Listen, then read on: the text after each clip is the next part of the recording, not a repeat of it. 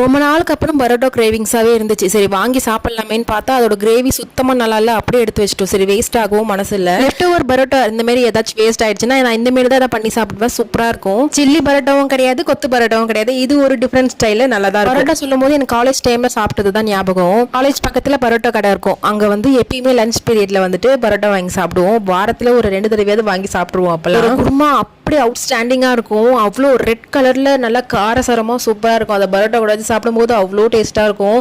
இன்னி வரைக்கும் நான் அந்த மாதிரி ஒரு டேஸ்ட் நான் சாப்பிட்டதே கிடையாது. ரொம்ப பெரிய கடை கூட கிடையாது, ரொம்ப குட்டி கடை தான். Parotta it's not good for health தான், அது தெரியும். இருந்தாலும் ஆசைப்படுறப்ப ஒன்று வாங்கி சாப்பிட்றதுல தப்பு இல்லைன்னு நினைக்கிறேன். ஒரு 3 மாதத்துக்கு அப்புறம் நானே இப்போ தான் பரோட்டா வாங்கி சாப்பிட்றேன். ஆனால் என் நேரமாக என்னன்னு தெரியல, கிரேவி சுத்தமாக நல்லாவே இல்லை. சரி இந்த மாதிரி செஞ்சு சாப்பிட்டா சூப்பராக இருக்கும். கண்டிப்பாக இந்த ரெசிபி நீங்கள் வீட்டில் ட்ரை பண்ணி பாருங்க. வானல்ல கொஞ்சமாக எண்ணெய் ஆட் பண்ணிட்டு அதில் நல்லா கியூபாக கட் பண்ண மாதிரி ஒரு 3 குட்டி சைஸில் ஒரு 3 வெங்காயம் அதையுமே போட்டுட்டு காரத்துக்கு ஒரு 2 பச்சை மிளகா கீரி ஆட் பண்ணிட்டு நல்லா வதக்கி விட்டுக்கோங்க. நல்லா வதங்கினதுக்கு அப்புறமா கொஞ்சமா கோஸ் ஆட் பண்ணி அதையுமே பச்சை வாசனை போற அளவுக்கு நல்லா வதக்கி விட்டுக்கோங்க. கூடவே ஒரு 1/4 ஸ்பூன் அளவுக்கு இஞ்சி பூண்டு பேஸ்ட் அதையுமே போட்டு நல்லா பச்சை வாசனை போனதுக்கு அப்புறமா 1 ஸ்பூன் சோயா சாஸ் ஆட் பண்ணிக்கோங்க. ஸ்பூன் டொமேட்டோ கெச்சப், கூடவே ஒரு 1 ஸ்பூன் அளவுக்கு சில்லி சாஸ் ஆட் பண்ணி நல்லா வதக்கி விட்டுக்கோங்க. நல்லா வதங்கினதுக்கு அப்புறமா ஒரு 1/4 ஸ்பூன் அளவுக்கு மஞ்சத்தூள், காரத்துக்கு ஏற்ப காரத்தூள் போட்டுக்கோங்க. கொஞ்சமா கரம் மசாலா போட்டுட்டு 2 ஸ்பூன் கர்ட் ஆட் பண்ணுங்க. அதுதான் மெயின். ஆட் பண்ணி நல்லா பரோட்டாவையும் ஆட் பண்ணி நல்லா மிக்ஸ் பண்ணி விட்டா சூப்பரான ரெசிபி ரெடி ஆயிடும். இதோட சாப்பிட்டா அவ்வளோ டேஸ்டா இருக்கும். ட்ரை பண்ணி பார்த்துட்டு எப்படி இருந்துச்சுன்னு சொல்லுங்க. சேனலை மறக்காம சப்ஸ்கிரைப் பண்ணி வச்சுக்கோங்க. நெக்ஸ்ட் வீடியோல பார்க்கலாம்.